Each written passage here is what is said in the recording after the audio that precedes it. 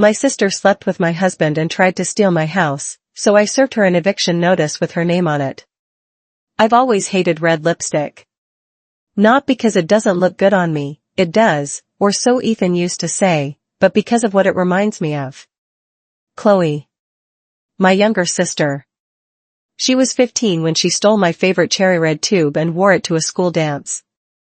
I was 17 and grounded for accusing her of lying. She got compliments. I got silence. That's how it always was with Chloe. I'm Rachel Bennett, 33 years old, born in Savannah, Georgia, now living in Austin, Texas. And for as long as I can remember, Chloe has taken things that belong to me. My toys. My clothes. My mother's attention. And eventually, my husband. But I'm not quite there yet.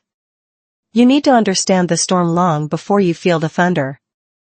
Growing up, I was the responsible one. The straight-A student, the planner, the one who held it together. Chloe? She was wild in the kind of way people found charming. She once fed glitter to the dog and somehow became the victim. Mom would say, she's just expressing herself. Why can't you be more supportive, Rachel? I wanted to say, because she's reckless. But I never did. Silence became my safety. People called me composed, mature, level-headed. But those are just words for someone who's used to holding it in. You learn not to expect praise. You learn to make room. I left home the minute I turned 18. Northwestern gave me a scholarship and a way out. I traded the humidity of Georgia for the brutal winters of Chicago and never looked back. I majored in communications and fell in love with the power of language. How the right words could calm chaos. How silence could mean so much. I thought I'd finally escaped the drama. Then I met Ethan. We bumped into each other at a tech media conference in Dallas. He spilled cold brew on my notes. I was annoyed. Then he offered to buy me lunch, and something about him disarmed me. He asked about my work, my childhood, my beliefs. And he listened, really listened. We dated for 2 years. Then one night at Lake Travis, barefoot on a pier, he pulled out a ring and said, I was gonna wait, but I know when I've found my person. I said yes before he finished. We married the following spring. It was a small wedding, friends, family, and a scowling Chloe who wore a backless white dress and said, oops, didn't know it was that kind of white. Looking back, I should have known. But when your life revolves around keeping the peace, you get good at dismissing red flags. The early days of marriage were sweet. We bought a cozy house outside Austin. He worked in consulting. I managed internal communications for a tech firm. We hosted brunches, binged Netflix, argued over whose turn it was to do laundry. Then, 2 years in, I got pregnant. It wasn't planned. But it wasn't unwanted. Ethan cried when I told him. Held the sonogram like it was treasure. He said, I didn't think I could love you more. I was wrong. But at 11 weeks, I started bleeding. I remember lying in the ER, cold gel on my stomach, watching the screen for movement that never came. The nurse gently placed her hand on my arm. Ethan stood frozen. Later that night, I found him curled in the shower, crying into the tile. After that, we changed. He buried himself in work. I buried myself in routine. I offered therapy. He said he wanted closure, so he scheduled a vasectomy. I didn't push back. I was grieving too. We told ourselves it was the smart choice. Safer. Simpler. We stopped talking about children. Months passed. He started a venture firm. I got promoted. We smiled in photos. But I felt like a guest in my own marriage. Then Chloe moved to Austin. She said it was for work, a fresh start. I knew better. Chloe never shows up without an agenda. At first, she kept it casual. Brunches. Texts. A we should do sister nights kind of thing. But soon, I noticed her texting Ethan. Then tagging him in food pics. then calling him in comments. I told myself it was harmless.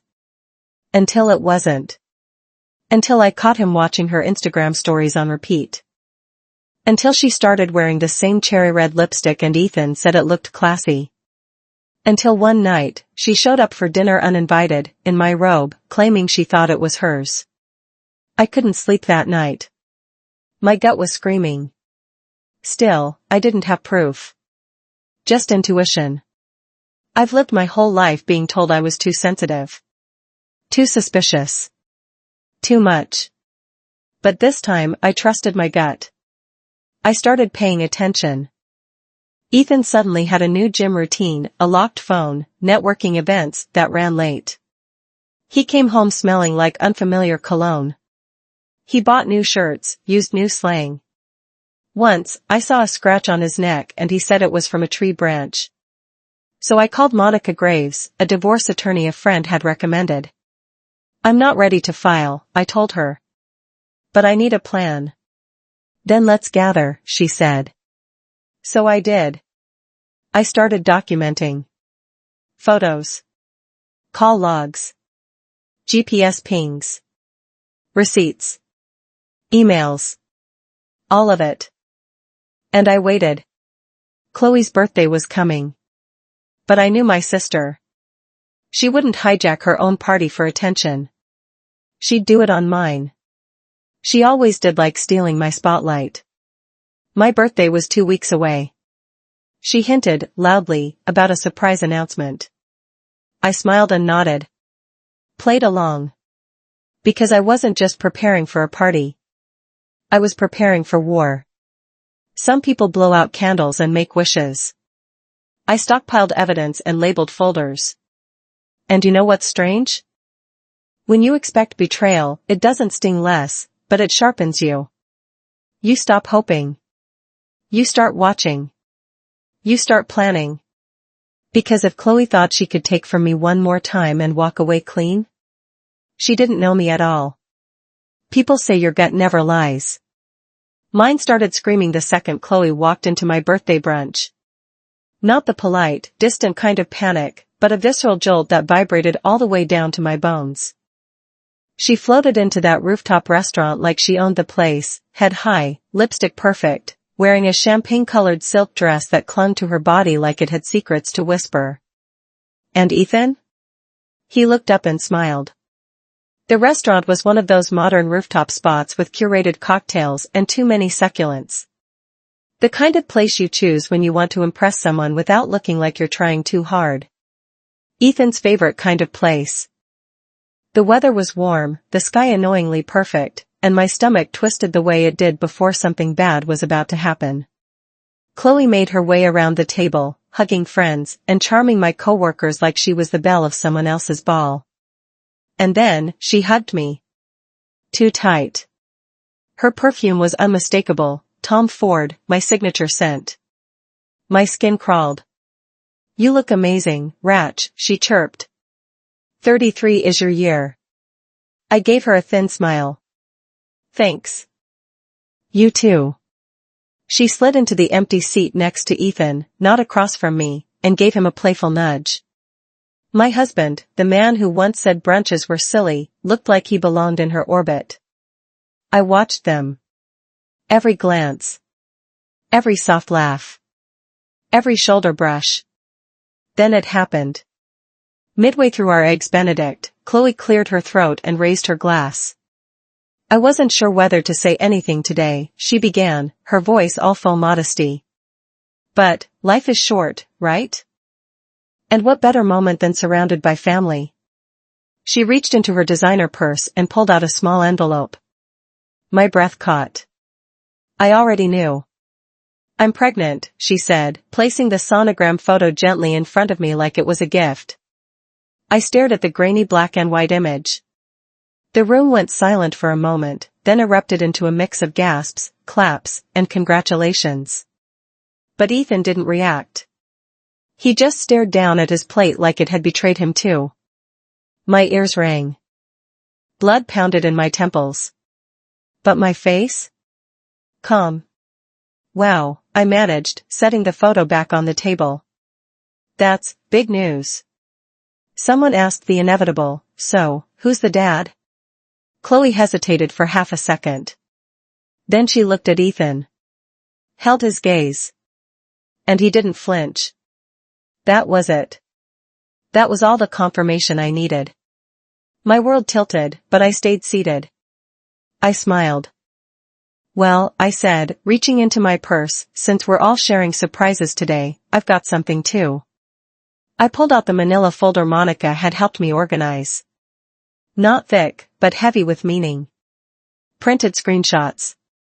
GPS logs. Surveillance photos. A hotel receipt from a weekend Ethan had claimed to be at a tech conference. I placed the folder in front of Ethan. What's that? He asked, already knowing. Proof, I said. Of what you've both been doing behind my back for the last 7 months. Chloe's mouth fell open. Rachel, what are you talking about? I didn't even look at her. I kept my eyes on Ethan as he opened the folder. Page after page. His face paled. He looked like a man unraveling. I turned to the table. I'm sorry you all had to see this. But I'm done pretending. Gasps. Awkward silence. Someone knocked over a mimosa. I loved this man, I continued. I trusted my sister. And they betrayed me in the most humiliating way possible. Ethan finally spoke. Can we talk about this privately? No, I said. You humiliated me in public. You can face the truth in public. Chloe stood up, grabbing the folder. You've lost your mind. This is ridiculous. I turned slowly to her. My voice dropped. You wore my perfume. You flirted with my husband. And now you're carrying a baby you're hoping is his. She froze. And just so we're clear, I said calmly, Ethan had a vasectomy 2 years ago. I was there. So unless you've got a time machine, you might want to reconsider your due date math. The table went deathly still. Forks midair. Mouths open. Chloe blinked. That's not possible. He told me. Ethan stood, his voice cracking. You told me you were only with me. I turned back to him. So you knew there was a chance it wasn't yours, and you still let this go on? His mouth opened. Closed. I didn't think. You didn't care. My hands were trembling now, but not from fear. From fury held in too long. I've spent years making room for both of you.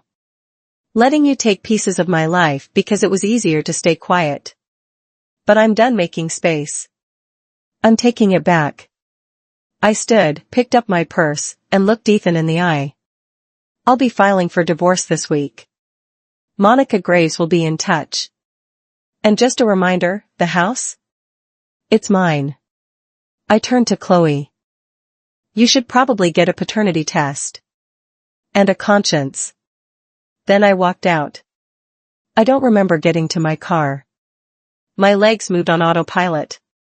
But once I sat in the driver's seat, I inhaled so deeply it felt like breathing for the first time. They didn't follow me. They didn't call out. Because what could they say? I drove home in silence. Packed 2 bags. Cancelled Ethan's access to the house security system. Booked myself into a quiet Airbnb by the lake. That night, I took a long shower. Wiped away the makeup. The fake smiles. The lies. And I slept. Deeply. Without dreams. The next morning, I texted Monica. It's time. I want everything, house, assets, full separation. I'll give them nothing except what the law requires. She replied instantly. Understood. I've got you. Later that day, I sent a group message to my brunch guests. Thank you for celebrating with me yesterday. Life is unpredictable, but clarity is a gift. I'm moving forward with peace. And maybe a little champagne. Then I turned off my phone. And for the first time in years, I didn't feel like I owed anyone an explanation. Because I wasn't broken. I was rebuilding. And they wouldn't recognize the woman I was becoming. Grief doesn't always scream. Sometimes it's a quiet passenger. It watches while you cancel your gym membership, reread old texts at 2 a.m., or stand in front of your fridge not hungry but hollow. It lingers in the scent of his cologne on a scarf you forgot to burn.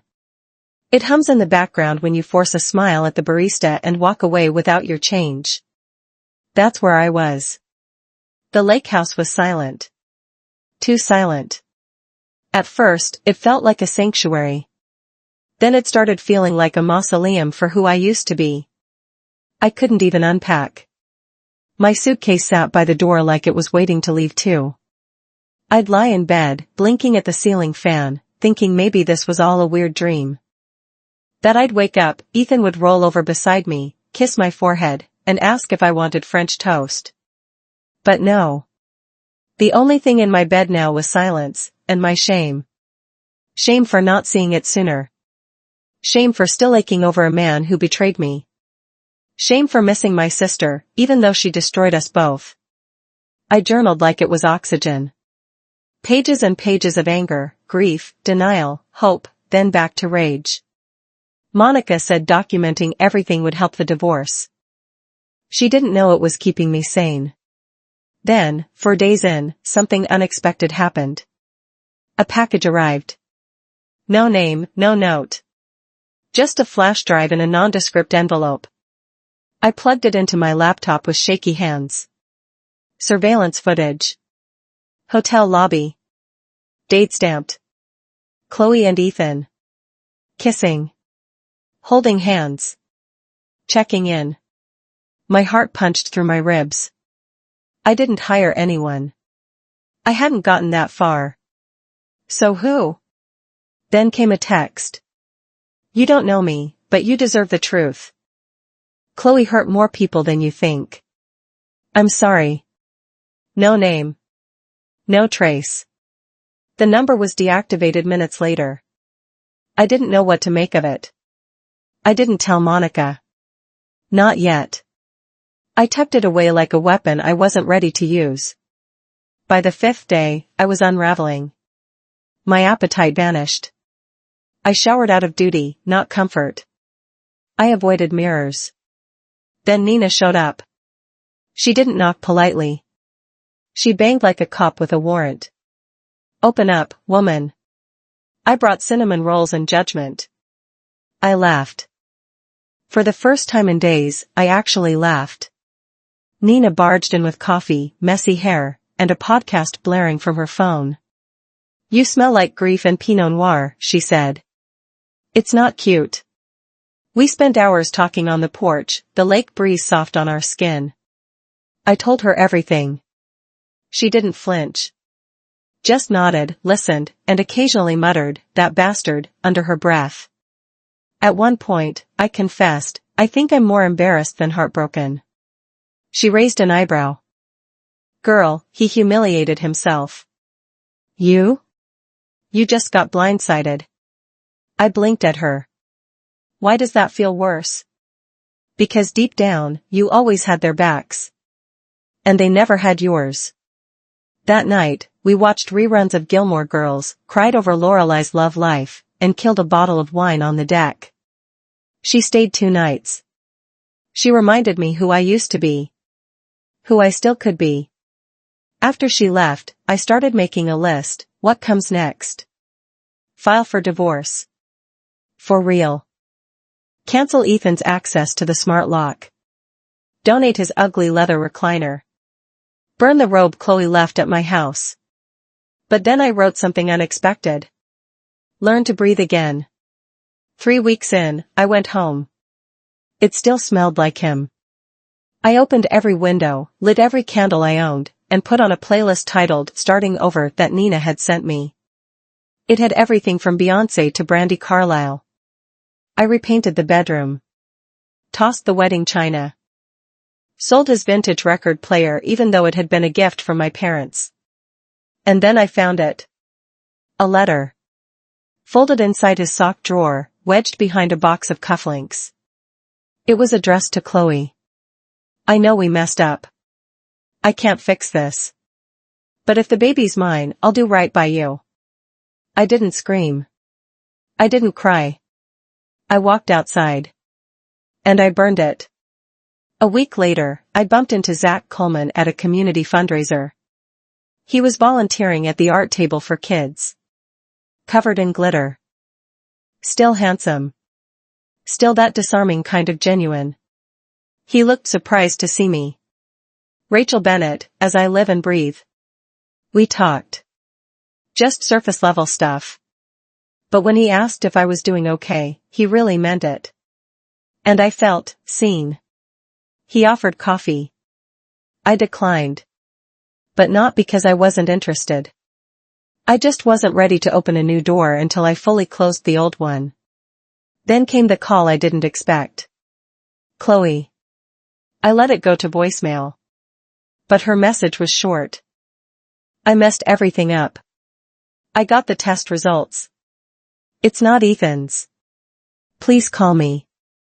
I didn't. 2 days later, she showed up at my door. She looked wrecked. Not in a performative way. In a real, human, shattered way. I'm sorry, she whispered. It's not his. It never was. I was scared. I didn't want to be alone. I stood there, arms crossed. Waiting. I lost the baby last night, she added, voice cracking. That one hit like a brick. Not because I pitied her. But because, in that instant, the anger and grief collided. I remembered my own miscarriage. The hollow ache. The silence afterward. I didn't hug her. But I didn't slam the door either. I don't forgive you, I said quietly. But I'm sorry you're hurting. She nodded, tears streaming. I'll leave. And she did. That night, I sat by the fireplace with my journal. I didn't write rage this time. I wrote peace. I wrote. Forgiveness is not forgetting. It's choosing not to carry their weight anymore. I looked around my home, my space, my silence, my sanctuary, and felt something shift. I wasn't a victim anymore. I was rebuilding. Brick by honest brick. And maybe, just maybe, the next version of me would be someone even I could fall in love with. Healing sounds like a gentle word. But mine came with the crack of a gavel. I sat in the backseat of Monica's car, staring out the window at the gray downtown skyline, heart hammering in my chest. We were on our way to the first formal mediation, and I'd never felt more split in half, equal parts fire and ice. Every bone in my body wanted to scream. Every part of my brain told me to stay silent. Strategic. Controlled. Are you sure you're ready for this? Monica asked as she parallel parked with surgical precision. I nodded. I have to be. Inside the law office, the air smelled like leather, toner, and faint cologne. The receptionist gave me a sympathetic smile I didn't ask for. And then I saw him. Ethan. He looked thinner. Or maybe just, smaller. Not the man who once filled up a room. He didn't meet my eyes. Good. I didn't need the fake remorse today. His attorney was exactly what you'd expect, overgroomed, overly confident, and underprepared for Monica Graves.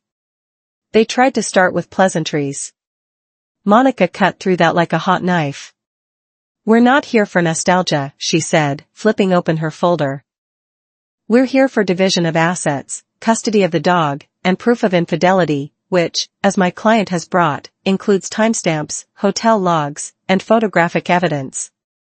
Ethan finally looked at me then. His face paled. I held his gaze. Not because I wanted to hurt him. But because I refused to look away from what he did anymore. I didn't flinch. When we walked out hours later, Monica handed me an iced latte. You were steel in there. I'm tired of being glass, I said. Over the next few weeks, I returned to work. Most people didn't know what had happened. But those who did treated me like I was made of porcelain. I hated it. Until I didn't. Because slowly, being invisible gave me clarity. Zach texted now and then. Always light, never invasive. He'd say things like, just saw someone wearing socks with tacos on them and thought of you. Small things. Human things. One afternoon, we ran into each other again, this time at Whole Foods. He was in the self-checkout line with 3 frozen pizzas and a sad-looking basil plant. We ended up in the cafe, sipping overpriced kombucha, laughing about our terrible taste in movies. He didn't mention Ethan. Or Chloe. And that made me like him more. But I wasn't ready for dating. Not yet. My trust had holes the size of Arizona. Still, when he asked if I wanted to come to his art show, yes, he painted, I said maybe. A few nights later, I did go. Alone. And I stayed until the lights dimmed, just watching the way he lit up when people looked at his work. It was a part of life I'd forgotten existed. Joy not tied to someone else's approval. He gave me a small canvas at the end of the night. This one reminds me of you, he said. It was dark blue and gold. Moody. But bold. The brushstrokes were raw but intentional. Like pain had been repurposed into something beautiful. I didn't cry. But I almost did. The next day, Chloe emailed me. Subject, I'm leaving. I hovered over the trash icon. But curiosity won. The message was short. I've accepted a job offer out of state. I won't be back for a while. Maybe ever. I wish things were different. I hope you find peace. I read it 5 times. Then closed it. No reply. It didn't fix anything. But it helped. Around that time, my mom called again. This time, I picked up. Hi, sweetheart, she said, cautiously. I expected judgment. I got tears. I didn't know what to say, she confessed. I didn't raise her to be like that. I didn't raise him to be welcome. Her voice cracked. I'm sorry I didn't call sooner. Mom, I said, swallowing the lump in my throat, I felt alone in this. I know. But you're not. I'm here. Your dad too. We didn't want to say the wrong thing. Silence says plenty. She exhaled. You're right. But I'm saying something now. You didn't deserve any of it. It wasn't everything. But it was something. Then came mediation day 2. Ethan's lawyer tried to argue that he should get partial rights to the house, even though I'd bought it with my own inheritance. Monica shut it down. You can't have what you walked away from. But the real bomb came when Monica pulled out the flash drive. I hadn't told Ethan I had it. Or that someone had sent it anonymously. This, Monica said coolly, clearly contradicts the timeline provided by your client. Perjury's not a great look, is it? Ethan turned to me, jaw clenched. You really went that far? I raised an eyebrow. No. Someone else did. Maybe your conscience has more enemies than you think. He didn't say another word after that. By the end of the session, I walked out with nearly everything intact, house, finances, and most importantly, my name. The next morning, I woke up to an alert, bank transfer attempt flagged for fraud. It was Ethan. Trying to move money from our old shared investment account. Monica had predicted he might. That's why she'd already frozen it. He never saw a dime. I smiled. It wasn't revenge. It was protection. There's a difference. 2 weeks later, I finally opened the small box he'd left in our closet. The one labeled memories. Inside, movie stubs, dried roses from our anniversary, a love letter he once wrote me when we were still innocent. There was even an old photo of us on the beach, Ethan holding a sparkler, Chloe blurry in the background, laughing. That one stung. I didn't burn it. I buried it. Literally. In the backyard, beneath the rose bush I planted after my miscarriage. Because some things aren't meant to be erased. Just laid to rest. I stood over that spot, hands dirty, heart finally calm. And I whispered, "This is where you end, and I begin." That night, I said yes to Zach's offer for coffee. Just coffee. No expectations. No future talk. Just two people, 2 cups, and a little hope. I never thought I'd be the one serving eviction papers on my own sister.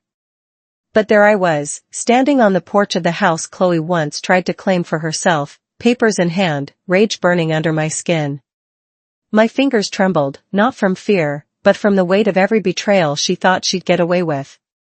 When she opened the door, her smirk dropped the second she saw the envelope. "What's this?" "Closure," I said. "You have 30 days. She looked down at the official notice, then back at me with disbelief. "You wouldn't." "I did," I said, voice even. "This house was never yours. Neither was my life."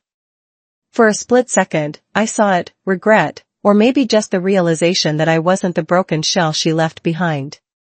Then she slammed the door. It didn't matter. She had 30 days. And I had finally drawn the line. The morning after, I sat at the kitchen counter with a cup of coffee and that small painting Zach gave me. Blue and gold.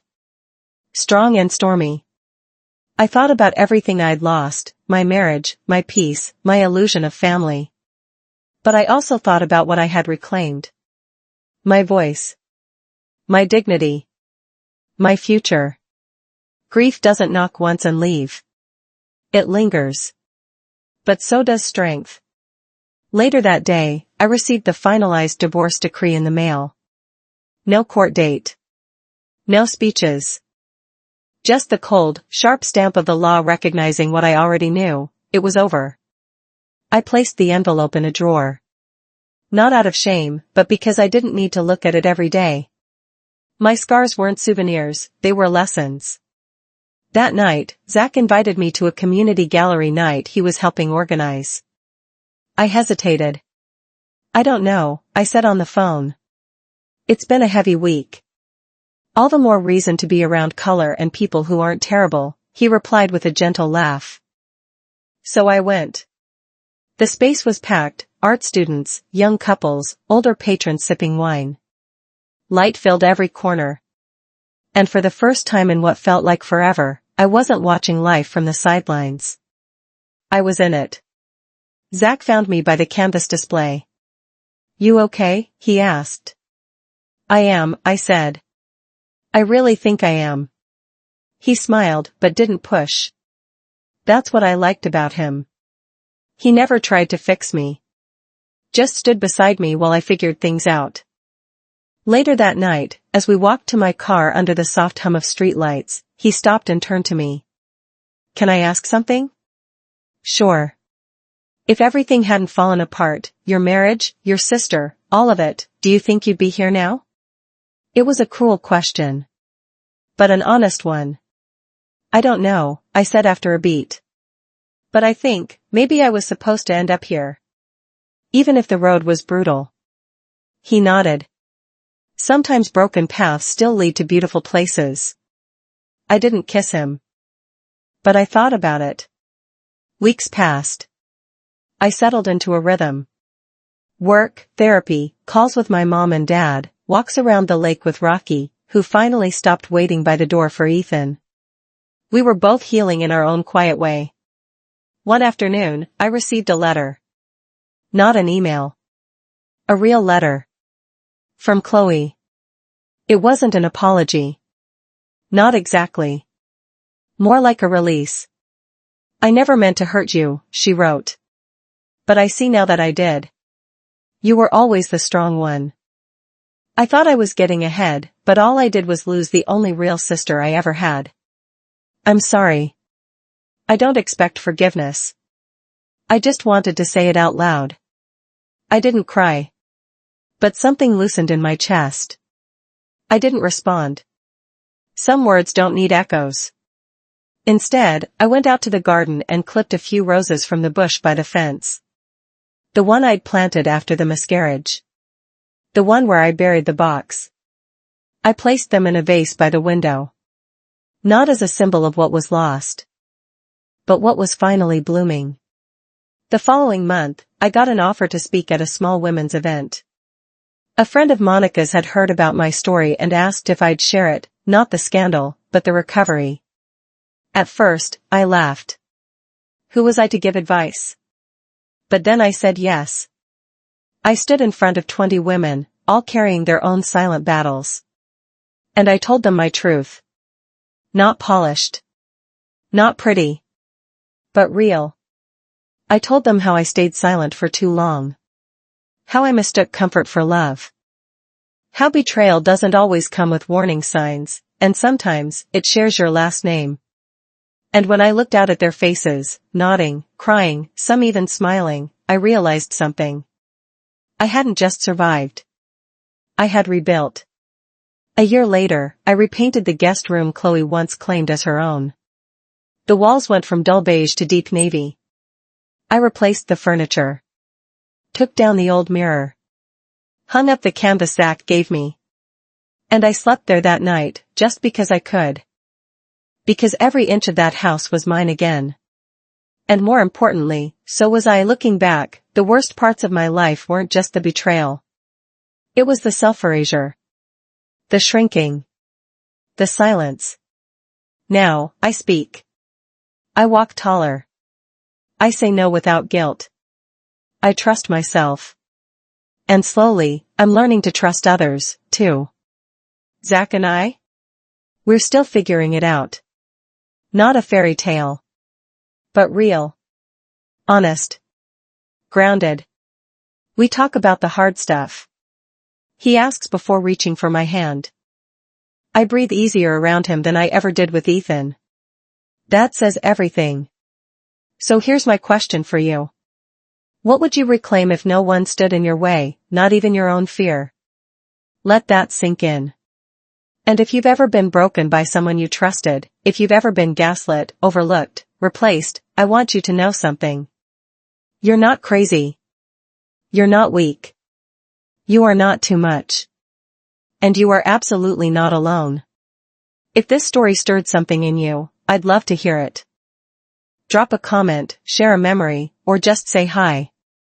Sometimes the bravest thing we can do is speak. And sometimes, healing begins with knowing someone else has already made it to the other side.